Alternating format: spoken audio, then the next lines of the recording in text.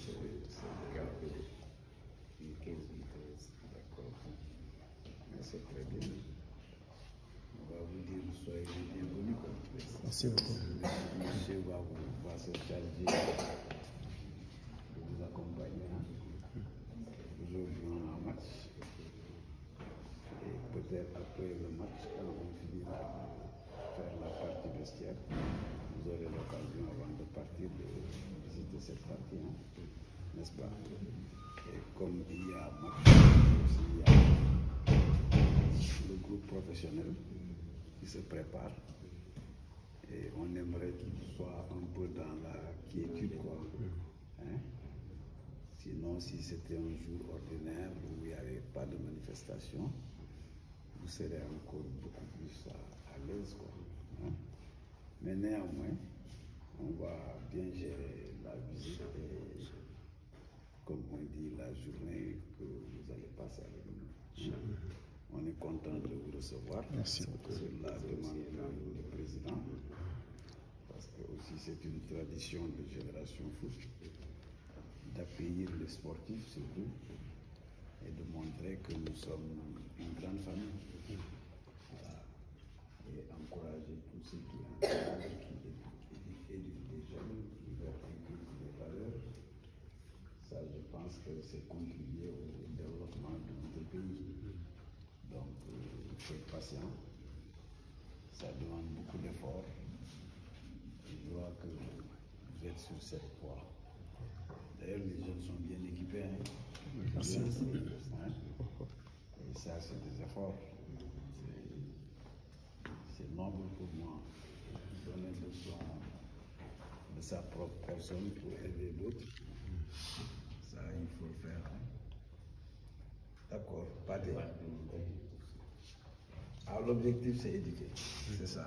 Parce que on ne sait pas ce qu'ils deviendront. Et compétir au championnat, mais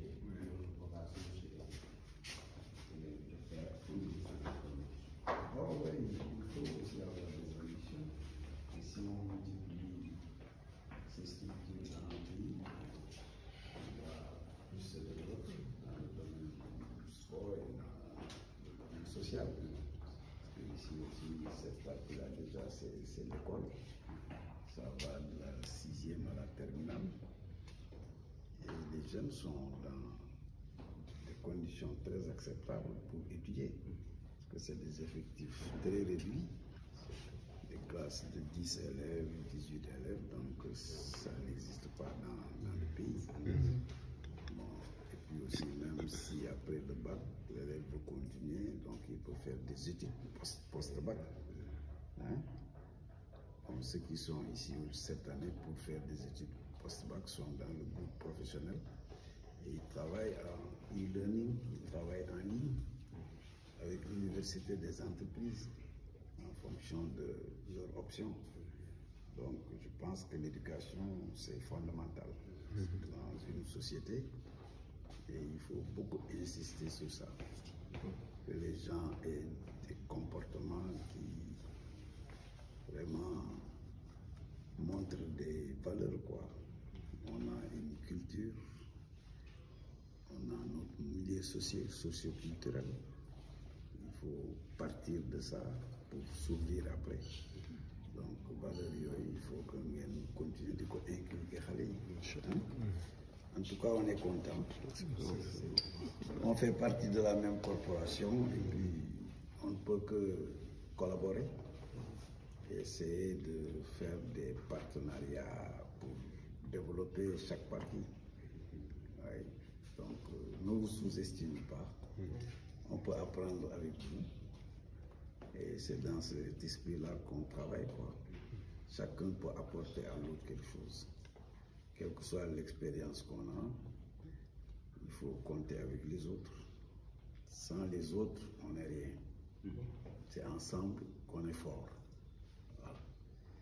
Donc, Pathé, moi je vais saluer les jeunes, hein, et après on va vous laisser faire vraiment votre programme, quoi.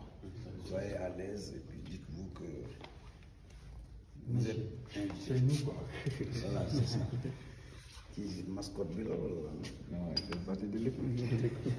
Il doit être très fort. Il fait partie de l'école. Pathé, lui, il devait être là hier. Hein. On avait une détection hier avec des jeunes. Ils sont venus un peu partout du Sénégal. Ils étaient une cinquantaine. Et on a vu beaucoup de talents. Hein. Ils sont venus de Matam, de Ziguinchor, de Tambacounda, partout. Hein. Et certains étaient présélectionnés dans l'équipe U15 du Sénégal. Hein. Mais c'était intéressant. C'est des jeunes qui ont beaucoup de potentiel. Même si nous, on ne peut pas prendre tout le monde. J'espère que vous enverrez quelques bons produits. On essaiera de voir. C'est bien. Non, c'est bien. De toute façon, le président fondateur, il tenait bon à cette visite et il a donné des instructions pour qu'on puisse bien vous recevoir, n'est-ce pas? gars yi xiif nag nañ xaar tuuti léegi añ bi pare.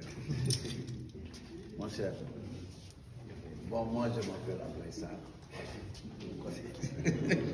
Il faut le dire. Kii pulaar kii dañ koy gàttale quoi. Bon, mais ñoom ñooy chef yi. C'est les marabouts. Bon. Léegi, bon, je peux continuer. C'est monsieur Diop. Il y a le caméraman. Bon, de toute façon, je ne retiendrai pas tous les noms, mais je vais vous saluer par courtoisie et vous dire qu'on est de la même famille. Hein. Merci, c'est monsieur Kassé. Kassé, hein? Aussi, dafa mel ni dañu pare de est-ce que duñ leen solo grand footballeur ça va jeune waaw mais du courage na ngeen góorgóorlu football yombul mais neex na waaw boo ko mënee ñu leen di encouragé di leen félicité mais pas de mais am na ñoo xam ne war nañ dem ci coiffeur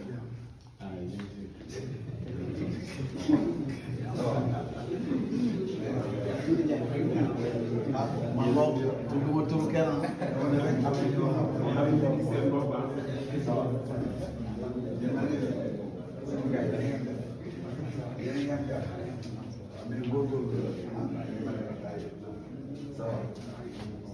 mais ci base anam war na dem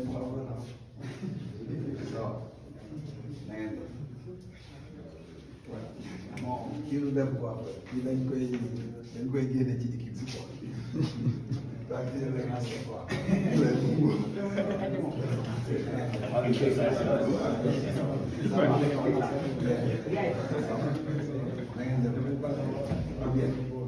moom mii tànn ñoom tànn na quoi c'est bien allez courage C'est on an. on vous encourage mais gars yi ba am na élèves yu ci bokk. Ah, tout le monde. Pratiquement. Hein? Pratiquement. Oui. waaw mais encourager leen même bu ñuy dem daal élève bu leen wax bu ma waxee élève bu leen yaakaar français rek oui daara ja aussi c'est des élèves oui ça va bon yow doo rasta mais dinañ la wax ça va ça va ko xiif de ça va voilà di tànn na yow dafay genre kubu gànn gay yooyu ngay def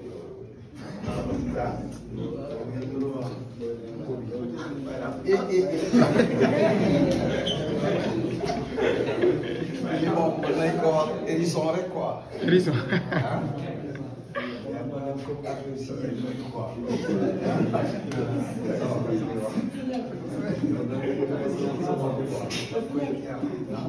Ça va.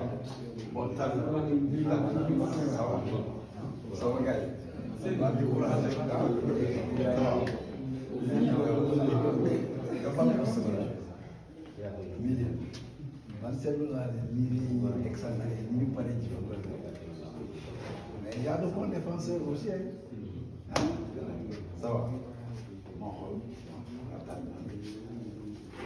kawe dafa xaw a bari am na koo xam ne moom mooy dëpp ça va wala moom mi ngi la wax en concours kon naa ko nuyu ci ban joueur lañ ko war a jox waay ah Nampalis Nampalis mi Nampalis Nampal waaw mais kii si jaxaru ñoom Vidal yooyu la bokk parce que Vidal moom original quoi ni muy wootee boole moom rek ko wala Congolais yi ça va yéen a ngi si jàpp ça va bon tamit mais nag le champion des champions heureusement qu'il soit le dernier à te donne la main grand non des boy mais kii moom mascotte la c'est ton fils mascotte c'est le plus gâté alors waa gars yi vraiment on vous encourage parce que métier bi ngeen tànn dafa xaw a jafe te pour doon footballeur professionnel dafa laaj sacrifice yu bari gis nga ñi leen di encadrer na ngeen leen déggal c'est-à-dire ñu doon ay seen kilifa gis nga ku nangu déglu boo moytuwul fi nga jëm nga jëga àgg li leen di wax seen njariñ la rek ëllëg mënoo dajale ay doomu jàmbur ba pare di leen fooy bon ñi am xalaat bi initiative bi ba dajale vraiment da ngay war a sant déggal leen njariñ bu bari la pour yéen ëllëg parce que fii kenn xamul man mi leen di wax sax dama xam fu muy mujj kon kenn xamul looy doon ëllëg mais yoon da nga koy utal sa bopp di teg sa tànk fi nga ko war a teg te comme yéen sport ngeen bëgg sport dafa laaj sacrifice yu bari foo ngeen am kattan te pour ngeen am kattan dafa am lu ngeen war a nekkee di lekk lu sell di nelaw yu doy te bu may wax lekk aussi dañuy fàtte di naan ñu yaram dafa soxla ndox bu sell moo ëpp njariñ sax yenn yi ngay lekk ndox faut beaucoup boire te aussi li may wax am na yoo xam ne bu leen ko sax jëfandikoo ci lekk ay kaani ay saf yooyu mën na indi ay ay complications ci seen estomac te nit bu amul wér-gu-yaram du mën a def liggéeyam normalement donc sportif c'est d'abord une bonne santé il faut loolu aussi ngeen kii te santé mooy sa hygiène de vie waaw set nekk ci ay place yu set di def yoo xam ne vraiment du leen sonn te am na loo xam ne bu leen ko négligé gis ngeen godaas yi ngeen di entraîné leen fexe ba am dàll yoo xam ne baax na ci seen tànk parce que footballeur amul lu dul tànkam te tànk il faut nga sol dàll yi warul di la sonal di la jox ay ampoule wala muy déformer sa moolu tànk yi niroowuñu te en général aussi boo xësee ba am dàll mu jël sa muuru tànk soxlawul nga koy weccoo parce que koo bokkalul tànk aussi daf koy joxaat beneen forme yooyu yëpp bu mënee nekk si ngay gën a am performance précision yi ngeen di wut dans les contrôles les frappes les passes tout ce que vous voulez il faut d'abord de bons appuis seen appui ay dàll yu baax après viennent les habits là ah mais dàll yi moom c'est fondamental boo gisee ma koy wax te gis naa ay xale yoo xam ne dañu am mani la wala c'est des fantaisistes xam nga ñiy defar dàll am na ay jamono dañuy defar dàll yu bokkul couleur n'est-ce pas dàll yu bokkul couleur mais presque même type la même type bu dàll la n'est-ce pas bon bokkuñu couleur mais li may bañ mooy nga sol fii benn dàllu Nike n'est-ce pas pied droit sol beneen façon dàll pied gauche yooyu du la jëmee fenn dégg ngeen appui bu ma koy wax mooy tax joueur bi di réussir tous les gestes techniques donc daal yi lay commencer dégg ngeen voilà bàyyi leen ci xel bu baax voilà donc c'était quelques conseils avec monsieur Pathé Mendy mooy kii leen di recevoir yéen a ngi ci loxo yu wóor avec les encadreurs di ngeen def seen visite bi ngeen bëgg a def donc je vous souhaite de passer une excellente journée. Merci. De profiter, posez-lui des questions. Je crois qu'on va appeler si la dame était là. Salvo, bon, c'est pas encore ouvert. On l'a visité, c'est la salle qu'on appelle salle des trophées et des panneaux académiques. On doit faire une coupe mais jàng aussi ku ci am raaye aussi fii lañ koy def jàng bi si la bokk hein parce qu'on encourage beaucoup les jeunes à aller à l'école waaw même école da lay ubbil sa xel ci terrain waaw xel bu ñu ko defaree bu baax si bopp boo duggee ci terrain bi dina nax say morom bi bu ñuy seet footballeur bu baax critère numéro 1 ci lan la ñu xamee ni kii mën na doon footballeur bu baax ci lan la ah du leen sonal c'est l'intelligence d'abord bu affaire doole déjà xel d'abord waaw di nga gis koo xam ne dooleem bariwul sax mais ak xelam dina lijjanti lu bari ci situation de jeu dégg ngeen di nga gis koo xam ne dooleem bari na ñu ne am na condition physique mais day sonal sax boppam ci terrain ndax day daw n'importe comment donc sur le plan énergie day def ay dépenses inutiles des efforts inutiles mais am na ñoo xam ne déjà ak seen xel mën nañu jiitu seen morom xool bal buy ñëw nga xool ne bal bi vitesse bi muy ñëwee normalement warul dal fii fële la war a dal balaa loolu di am yow déplacé nga bu yàgg xaar bal bi fële donc tu as toujours de l'avance sur ton adversaire et ça c'est la prise d'information jàpp leen ci loolu rek comme ça président bu ñëwee dina leen recevoir am incha allah ngeen waxtaan ak moom Pathé bon nag mais ana kii ami salle trophée bi du la ko ubbi nga commencé fii rek après doo wàññi moo gën a yem comme yéen a ngi fii kan ami ma dem wuyu waaw bon xaaral mu